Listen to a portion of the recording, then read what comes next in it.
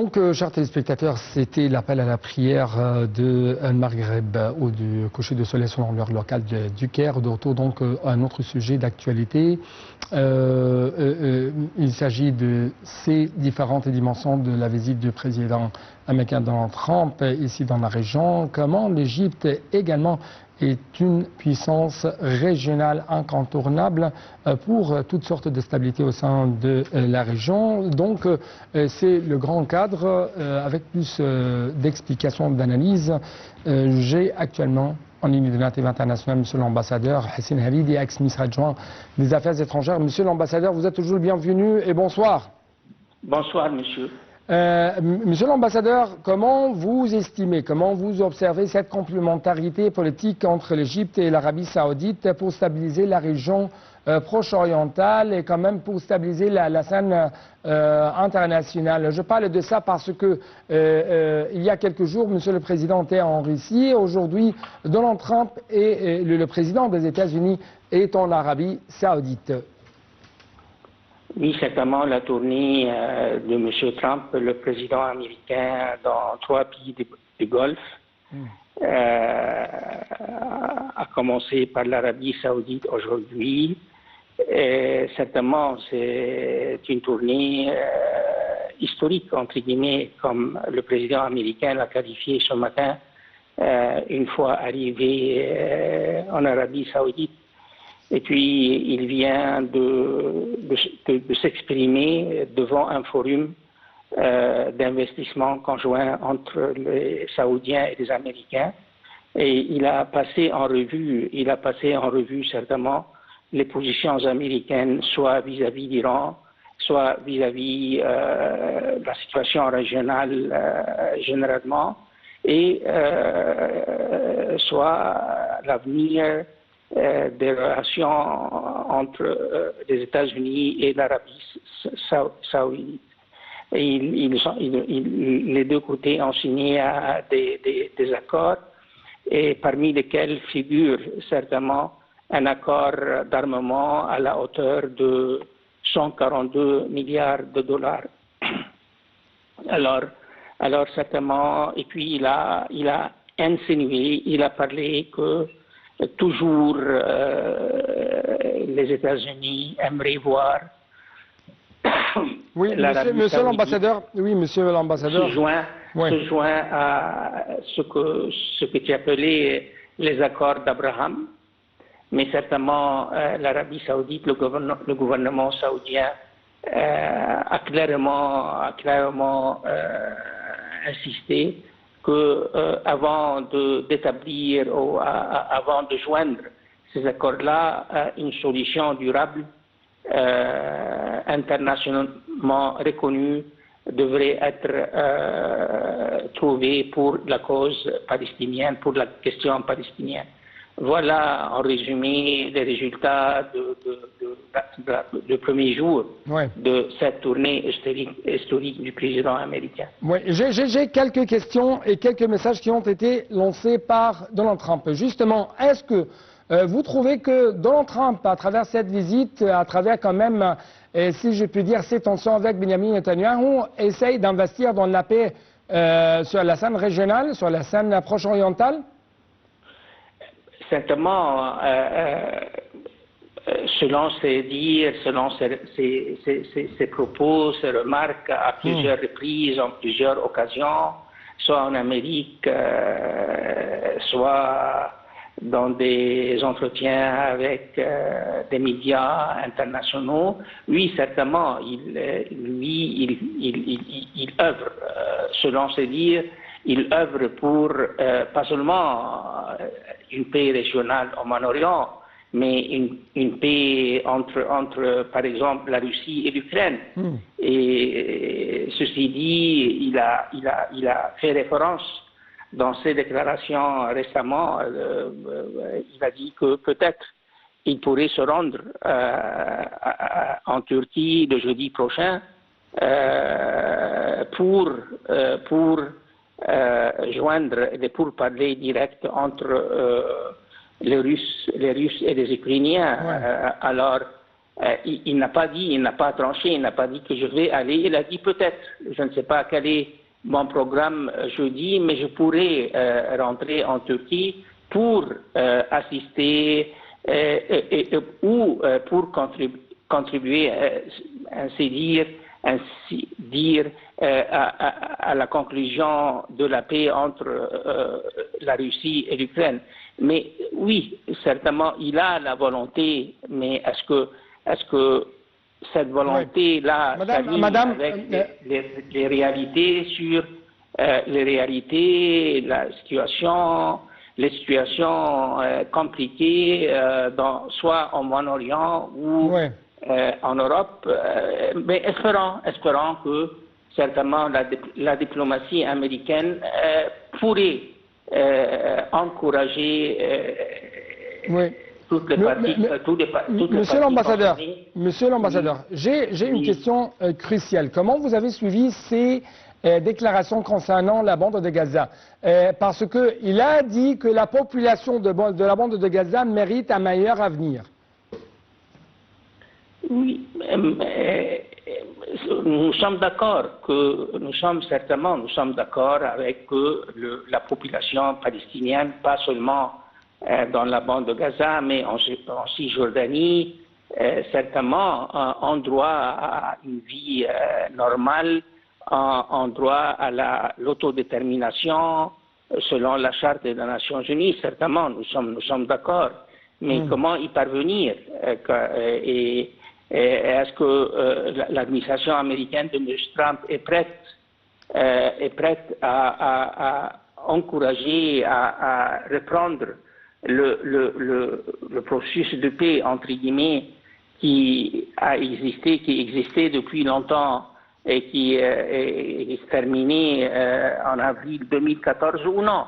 Ouais. Alors maintenant, voilà 11 ans qu'il n'y a pas ce processus de paix. Ce processus de paix est au point mort. Ouais. Est-ce que cette administration est prête à renouer avec cet esprit, avec ce processus de paix entre les Palestiniens et les Israéliens? On verra. Oui, mais monsieur l'ambassadeur, pour clôturer cette édition, cette discussion avec vous, permettez-moi de saisir cette opportunité pour vous poser cette question. Comment vous trouvez l'habileté de la diplomatie égyptienne, de la politique extérieure de l'Égypte, qu'adopte l'Égypte actuellement? Est-ce que c'est toujours l'équilibre? Je parle de ça parce que je trouve qu'il y avait aujourd'hui des discussions à travers des appels téléphoniques entre l'Égypte et la Turquie, entre l'Égypte et le Chypre, alors qu'il y a toujours des tensions entre la Turquie et Chypre et Grèce.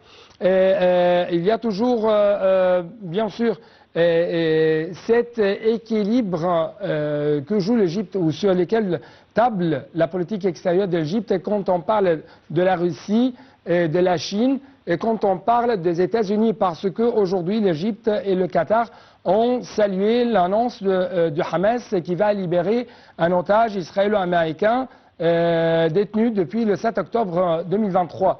Donc, dans 30 secondes, parce que je sais que vous êtes très occupé, comment vous trouvez cet équilibre et cette habileté dont dispose la politique extérieure de l'Égypte?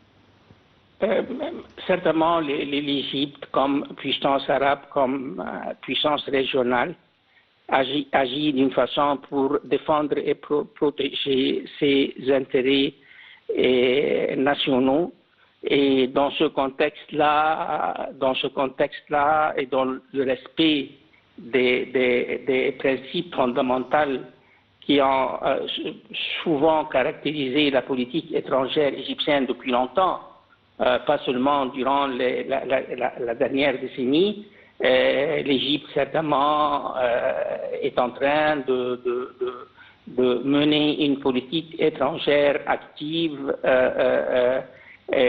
qui certainement a un objectif principal tel est la défense des intérêts de l'Égypte, soit sur le plan de la sécurité ou sur le plan politique et sur le plan économique. Oui, monsieur l'ambassadeur, merci beaucoup pour de telles explications de votre part. Toujours de grandes opportunités d'avoir d'écouter quand même tout concernant votre point de vue sur les derniers développements, que ce soit la scène régionale ou internationale. Et quand même, la dernière question que je viens de poser à Monsieur l'ambassadeur, c'était une question cruciale parce que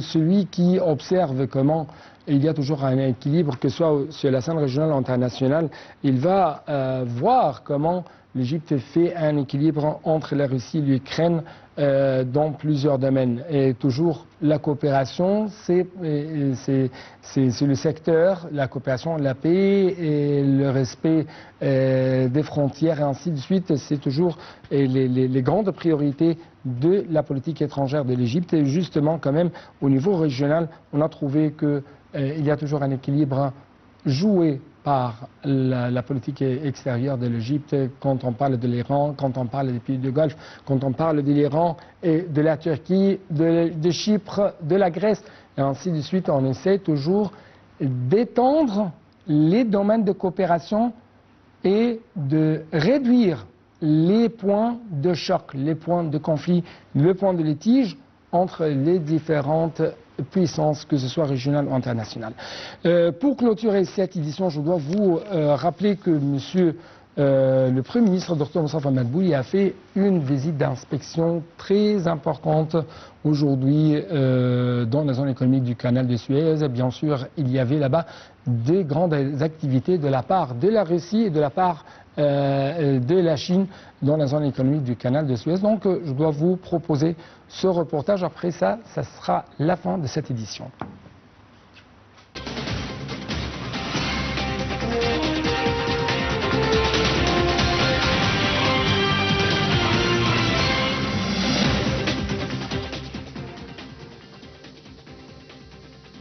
Le Premier ministre Moustapha Madbouli a affirmé que l'État accorde un grand intérêt à la zone économique du canal de Suez, car elle constitue le moteur principal de l'attraction des investissements étrangers et elle assure le développement économique durable à travers la mise en place de géants projets en coopération avec les institutions de l'État et le secteur privé.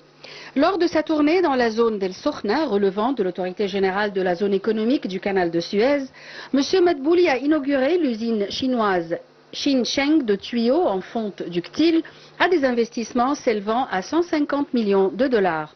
À la suite de l'inauguration, M. Madbouli a souligné que ce projet chinois revêt une importance particulière car il fera baisser la facture de l'importation des tuyaux en fonte ductile utilisés dans plusieurs géants projets nationaux d'infrastructures et de logements. Il a ajouté que cette usine fera également localiser en Égypte cette importante industrie afin de remplir les besoins des marchés locaux et voisins et optimiser l'exportation. Il a aussi souligné que l'État fait tout son mieux pour soutenir la zone économique du canal de Suez afin d'attirer les investissements dans les secteurs industriels et logistiques ciblés et afin de renforcer les exportations égyptiennes. M. Madbouli a ensuite assisté à la signature de 4 contrats avec l'usine chinoise Xincheng en faveur de géants projets à une somme totale de 34 milliards et demi de livres égyptiennes, dont 32 milliards et demi de livres égyptiennes consacrés à de géants projets en Égypte et 39 millions de dollars consacrés à l'exportation et un volume total de production de différents tuyaux en fonte ductile s'élevant à 77 000 tonnes. Et à la fin de sa tournée dans la zone économique du canal de Suez, M. Madbouli a inauguré les extensions de la société turque Hayat Egypt pour les produits hygiéniques. Cette usine produit des serviettes en papier fabriquées de matériaux non tissés. Elle est située dans le périmètre du développeur industriel Orascom Industrial Zones dans la zone industrielle de Sokhna. Selon M. Madbouli, l'usine est construite sur une superficie de 21 000 mètres carrés à des investissements de 60 millions de dollars. Elle assure quelques 200 emplois directs et sa capacité annuelle de production s'élève à 60 000 tonnes. Donc avec ce dernier reportage, nous devons clôturer cette édition, mais l'une des déclarations les plus importantes lancées par Donald Trump, il n'y a pas un ennemi permanent. Est-ce que ça sera donc la politique étrangère adoptée dans la prochaine période par l'administration de Donald Trump? Est-ce que, de l'autre côté, il n'y a pas un ami permanent? C'est ce qu'on va savoir dans les prochaines années. Merci beaucoup, chers téléspectateurs. À la prochaine.